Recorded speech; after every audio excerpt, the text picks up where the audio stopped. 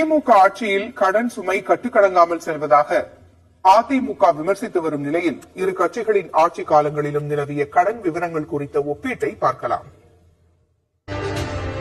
கடந்த 2001-2002 நிதியாண்டில் அதிமுக ஆட்சியின் போது தமிழகத்தின் கடன் சுமை 34,540 கோடி ரூபாயாக இருந்தது.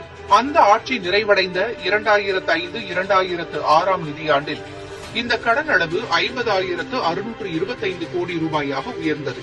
அதனைத் தொடர்ந்து 2006 முதல் 2011 வரையிலான திமுக ஆட்சி காலத்தில் கடன் சுமை 1,00,000 கோடியை கடந்தது.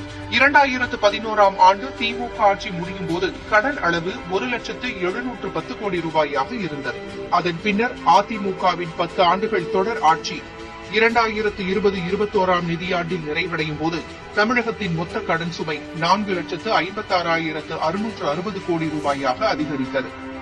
2021 பொறுப்பேற்ற திமுக அரசின் கடந்த 5 ஆண்டு கால ஆட்சியில் தமிழகத்தின் கடன் சுமை 9,52,374 கோடி ரூபாயாக உயர்ந்துள்ளது.